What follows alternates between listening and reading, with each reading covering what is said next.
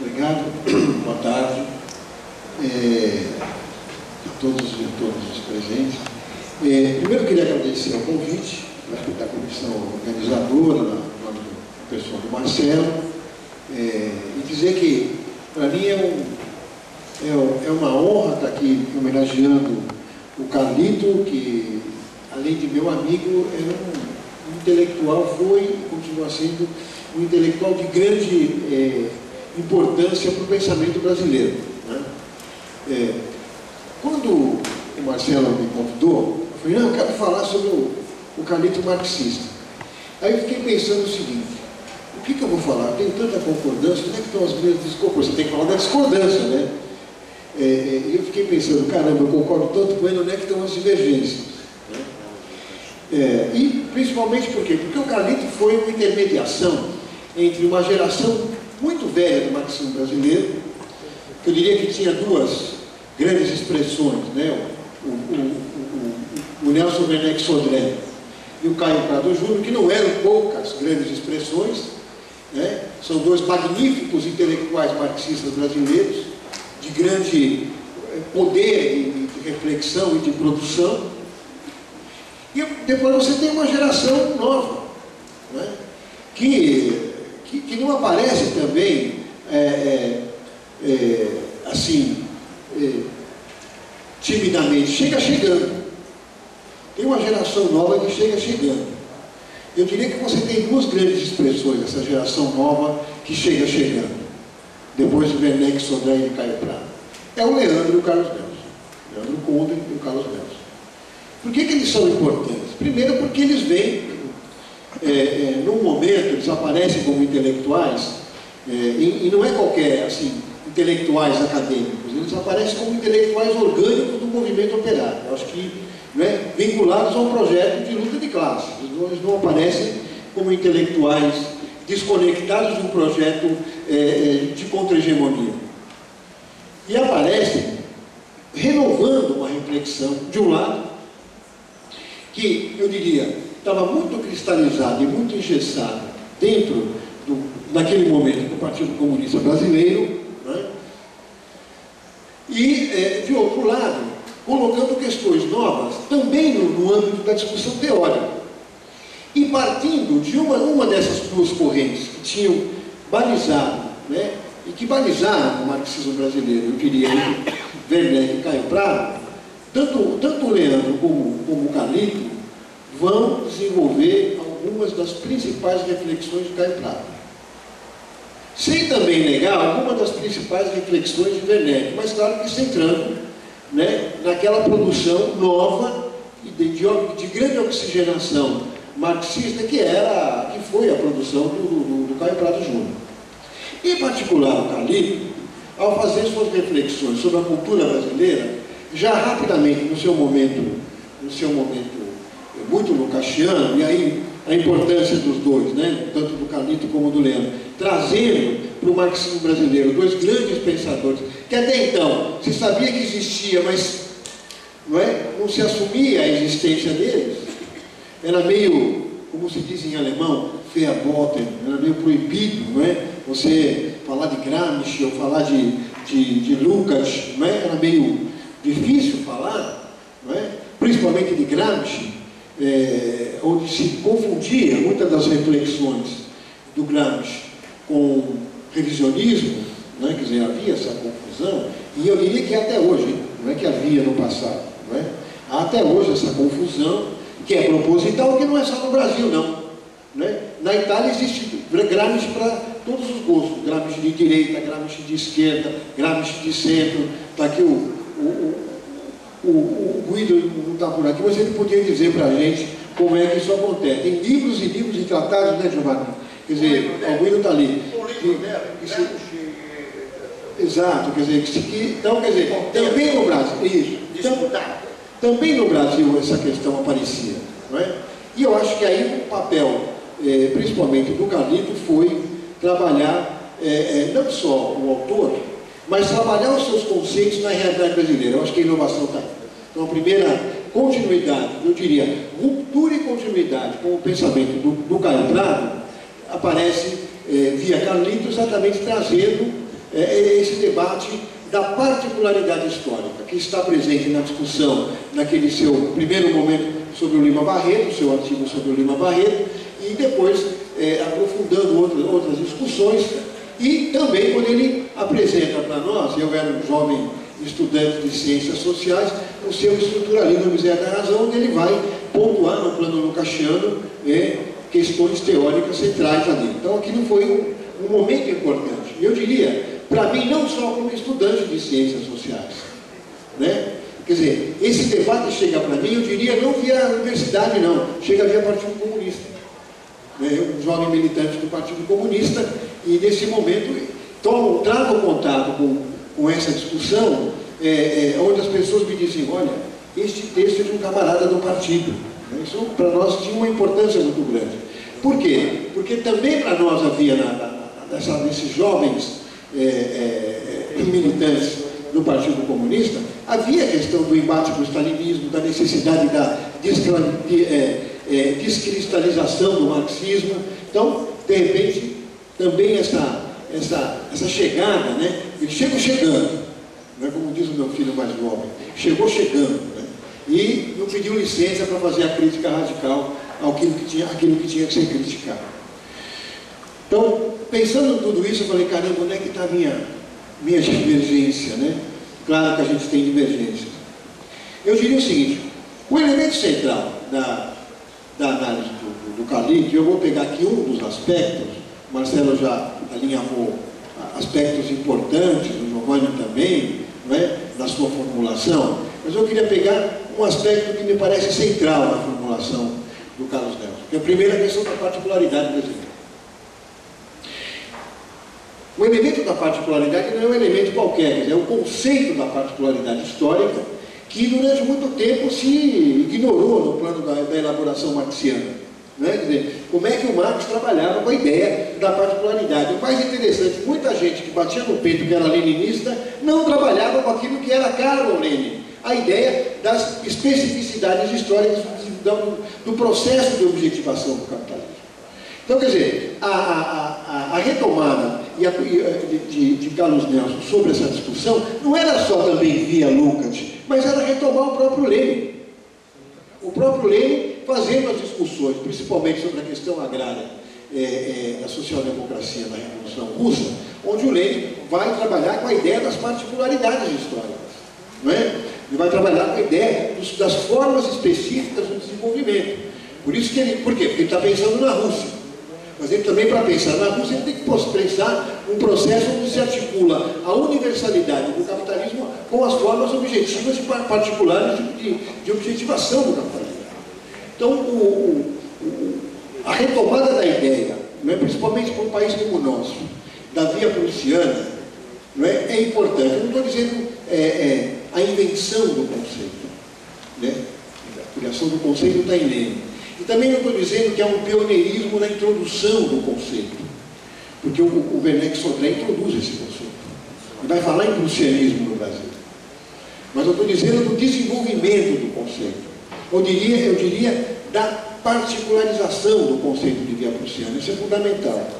Então, nesse momento, ao fazer, principalmente quando ele está pensando o Lima Barreto, ele está pensando exatamente o intelectual, no caso do Lima Barreto, que vê o processo histórico brasileiro e vê a miséria da ausência da Revolução Burguesa. Aí o Calit vai dizer, qual é a característica dessa Revolução Burguesa? Bom, primeiro, qual é a característica do desenvolvimento do processo histórico brasileiro? Vai dizer, é uma via não clássica, e aí no seu livro, onde ele vai fazer uma análise muito interessante no Cultura e Sociedade, onde ele vai pegar de um lado Caio Prado, de outro Florestan Fernandes, vai dizer o seguinte, olha, o Caio Prado vai conseguir estabelecer alguns elementos importantes na caracterização do Brasil. Qual é o primeiro momento importante? O Brasil é um processo, existe um processo no Brasil de desenvolvimento do capitalismo não clássico. Então essa é a primeira questão. A segunda questão é o seguinte, não só é um processo não clássico, como é um processo que tem um permanente elemento de transformismo. Eu vou anotando essas questões, depois eu vou voltar a elas. Terceiro, esse desenvolvimento não clássico do capitalismo se dá de uma forma não capitalista. capitalista. Aí ele fala, o Caio Prado se equivoca, porque o Caio Prado vai entender que desde a origem o Brasil é capitalista. Então aqui está o equívoco do Caio Prado, vai dizer o Carlos Nelson. E vai dizer o seguinte, é tão equivocado que ele mesmo não vai dizer, o Carlito vai dizer o seguinte, a forma de propriedade agrária não corresponde ao capitalismo, no caso do Brasil, ao começar a desenvolver-se. Ele vai dizer, Marx e Lenin disseram isso, quando observaram o desenvolvimento do capitalismo na Europa e, no caso do Lenin, o desenvolvimento do capitalismo nos Estados Unidos. Fecha aspas. Então, isso leva ao Carlito falar o seguinte, Caio Prado se equivoca na caracterização do Brasil, dizer que o capitalismo brasileiro, que o Brasil é um capitalismo desde o início, porque ele era mercantilismo, Carlito. E a segunda questão, os processos de modernização pelo alto vão implicar, na via prussiana brasileira, num transformismo permanente da burguesia brasileira. Onde é que eu polemizo com isso? Quer dizer, onde é que eu concordo? Eu concordo com o pressuposto. Onde é que eu polemizo com isso? Né? Aliás, quem também brigava comigo pra caramba, então isso aqui é uma briga inconclusa, né? Porque a gente passou a vida discutindo sobre isso, tanto nas mesas de debate, como também no boteco, né? Onde a gente eu acho que a gente discutia melhor, né? Óbvio, nas mesas de boteco se discute melhor, o coração fala mais alto, né? Onde é que eu brigava com ele, né? Eu dizia, Calil, primeiro, porque qual era a crítica, outra crítica central, esqueci, a terceira crítica central. O Caio Prado supervaloriza a circulação do processo do Brasil. Então ele é um circulacionista. Isso que faz com que ele entenda que a burguesia brasileira é burguesa desde 1500. Aí eu dizia, bom, vamos pensar primeiro o Caio Prado, né? Qual era a linha importante? Primeiro ele mesmo vai dizer o seguinte, Caio Prado é um fenômeno, o primeiro cara que vai, marxista, que vai trabalhar com a ideia de particularidade. Aí ele vai dizer o seguinte, o Lenin não teria nenhuma dificuldade de ver o Brasil como uma via de capitalismo não clássica e não teria nenhuma dificuldade em dizer que o Caio Prado tinha razão. Eu falei, bom, então, onde é que está o problema? Você vê que a gente só tem convergência, onde é que está a divergência? O problema todo, me parece, é a não compreensão do primeiro conceito do Caio Prado, não é? Que é o conceito do sentido da colonização. O que quer dizer o sentido da colonização? Uma teleologia? Não. O sentido histórico. E o sentido histórico significa, primeiro, desde o início, o Brasil faz parte de um processo de longa duração, como diria o Brodel, né? Longo do rei. E esse processo de longa duração se encaixa dentro de um processo amplo de acumulação de capital. Tudo isso é genérico, todo mundo já sabe. Mas tem uma segunda questão. O processo de acumulação de capital, o que o Marx vai dizer? Lá nos Grundrisse. Eu sei que o Althusserano fala o seguinte, os Grundrisse não valem nada porque ele nunca publicou, né, Moga? O Althusserano fala assim, não, ele nunca publicou, mas ele escreveu, está lá nos Grundrisse, né? E no capítulo inédito, né? Aí ele vai dizer o seguinte, o sentido da colonização, ou como diria o Marx, o processo da acumulação primitiva de capital é um processo de acumulação de braços e formas de produção.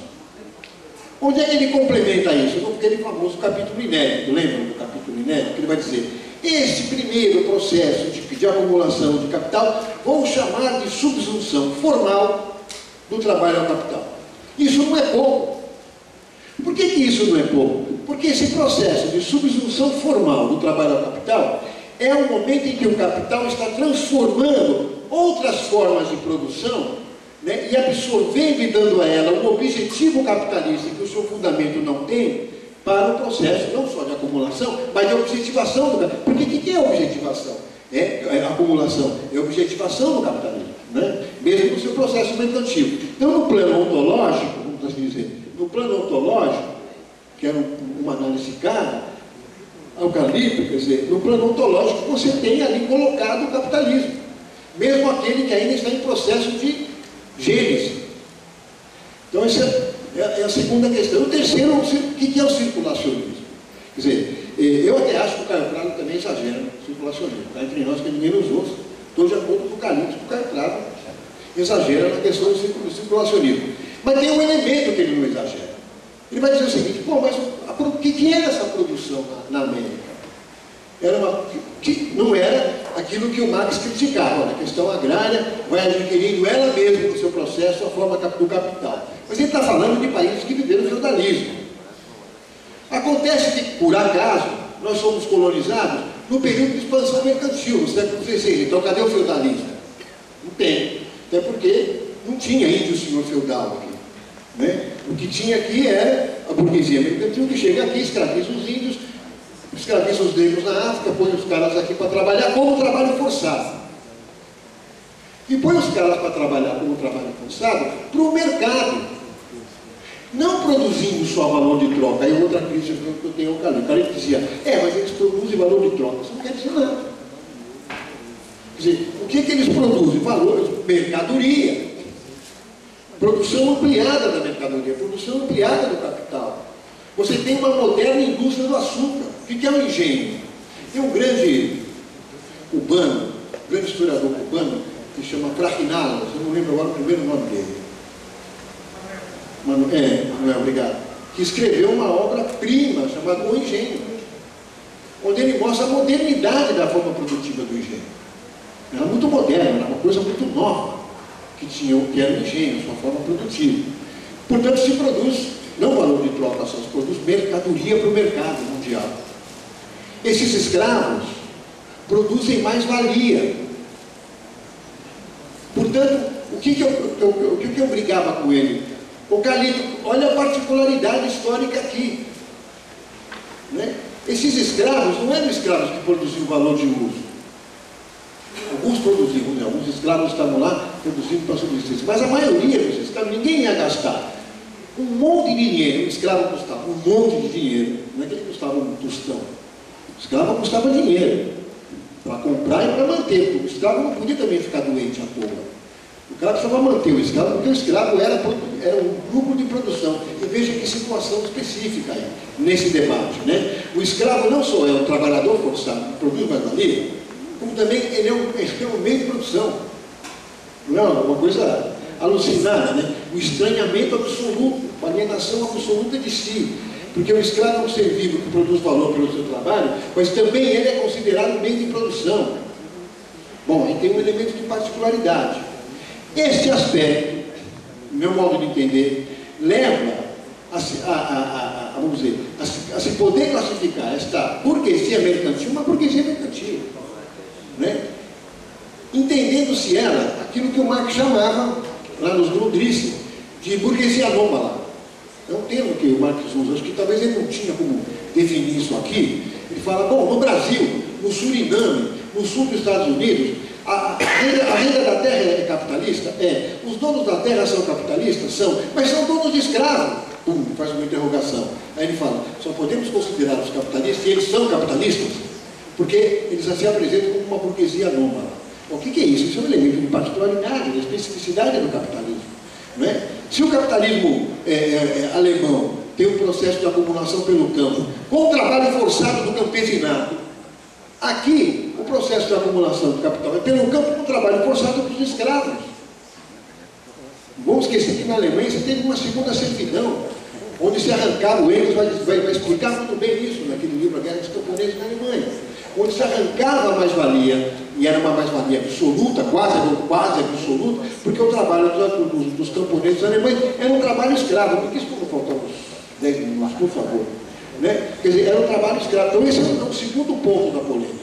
O terceiro ponto da polêmica é dizer o seguinte, bom, ele dizia, o Caio Prado considera o Brasil capitalista desde a colônia também. Agora, é um processo de capitalismo onde, obviamente, você vai tendo também a objetivação, né, e a superação das formas híbridas e a construção das formas clássicas. Só que a forma clássica no Brasil se dá por uma via prussiana. Agora, não é uma via prussiana alemã, também tem isso. E aí é uma outra divergência. Porque na Alemanha, bicho, a via prussiana aconteceu não só na Alemanha, ela aconteceu em vários lugares. Se pensar no Japão, é uma coisa muito parecida. Né? Quer dizer, no Japão, o shogunato vai se unificar, vai eleger um rei, a dinastia Tokugawa, a dinastia Tokugawa vai começar um processo de desenvolvimento e modernização do capitalismo, também no período ainda da acumulação primitiva do capital, até o século XIX, onde se realiza a Revolução ou Restauração Meiji. Pelo alto, contra o povo, sem o povo. Aliás, pelo alto, sem o povo e contra o povo. Parecido com na Alemanha, né? O processo de acumulação, a antiga nobreza feudal vai se transformar, o transformismo, nem eu já vou falar nisso, como um elemento central nesse processo onde a nobreza vai se transformando em burguesia, sem o povo e contra o povo, né? A diferença é que ali você tem uma ruptura com o arcaico, ainda que a conciliação com o arcaico, mas o novo, mesmo o novo subsumido ao velho, esse novo ganha uma dimensão de um proletariado moderno inserido no capitalismo, ainda no processo do imperialismo. No caso do Brasil, a ruptura, né, você pode até dizer que tem muita proximidade. Quer dizer, aquela burguesia mercantil se transforma em burguesia industrial. Há um transformismo? Há. Há um prussianismo? Há. Só que você não tem uma ruptura com a economia colonial. Pelo contrário, você tem uma afirmação e uma reafirmação permanente, no sentido da colonização do capital. Não é? Uma afirmação e uma reafirmação permanente de um processo de conciliação, modernização, conciliação conservadora. Também excluindo o povo, sem o povo e também contra o povo. Né? Não poucas vezes os movimentos populares aqui foram afogados em sangue. Eu não vou nem elencar alguns, mas quando eu lembro de Balaiada, de Sabinada, de Canudos, isso já basta para a gente entender o significado desta forma de organização prussiana. No entanto, prussiano colonial. Por que colonial? Porque a nossa economia se mantém subsumida aos polos centrais do capitalismo. Se moderniza, mas se mantém subordinado aos polos centrais do capitalismo. Então esse é um núcleo fundamental que o Calito vê, mas o Calito não vê o elemento. E aí que me parece a minha divergência que eu tenho com ele. Né? Ele não consegue ver, primeiro, esse elemento colonial nesse prussianismo. Segundo, eu quero dar ao conceito de transformismo, como assim dizer, uma outra dinâmica. Eu diria o seguinte, eu me lembro que lá eu sou professor da Unesp de Marília, né? E lá a gente vive fazendo seminário. E o Calito era arroz de festa no seminário. Todo o seminário quebrava o pau na questão da Revolução Pacífica. O que era óbvio, então, eu vou provocar o Calito já veio. Ele não estava nem na mesa, ele estava no auditório e ele já vinha, porque não sei o que, a gente provocava a questão da Revolução Pacífica. Por quê? Porque eu acho que aí há uma compreensão da Revolução Passiva. Porque às vezes se quer comparar, bom, se compara mesmo, né? A ideia de via prussiana do Lenin com a ideia de revolução passiva do Gramsci, mas não é a mesma coisa não. Pelo menos do meu modo de entender. A revolução passiva, ela pode ou não pode acontecer? E vai depender do momento político. A via prussiana, ou a via prussiana colonial, ela é estrutural na forma genética da concepção do capitalismo. Por isso que, quando você fala assim, para o pessoal italiano, na Itália tem uma via prussiana, eles falam, não. Na Itália o capitalismo tardio se materializa na revolução passiva.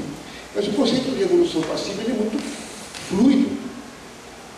No meu modo de entender. O Gramsci, no meu modo de entender, não conseguiu, ou pelo menos não se propôs a transformar, a ideia de revolução passiva num conceito, mas sim num elemento dinâmico da realidade italiana. Me parece. Depois, se eu estiver errado, por favor, me critique. De certa maneira, se você pensar na ideia de uma revolução passiva no Brasil, ela faz parte de um processo permanente de contra-revolução, né? Onde ela está subordinada à sua forma genética de construção do capitalismo brasileiro, né? Que me parece que é a questão. E aí tem a terceira questão e última, que eu vou encerrar em 10 minutos, se possível, eu vou só telegrafar, né? Que é como é que se coloca a questão democrática dentro de um Estado onde você não tem uma tradição democrática, né? E qual é a questão, também uma outra questão problemática? Mas nós não temos uma sociedade civil burguesa. Desculpa, a sociedade civil burguesa, ela tem a cara da forma particular onde ela se objetiva. Porque as relações sociais que se estabelecem na sociedade civil, que eu não vou usar esse termo, porque o Marx não usava. O Marx usava o seguinte conceito, Bürgerliche Gesellschaft, sociedade burguesa. Aí vai dizer, sociedade civil que dizia o Hegel, Sociedade civil, que dizia, eram os filósofos.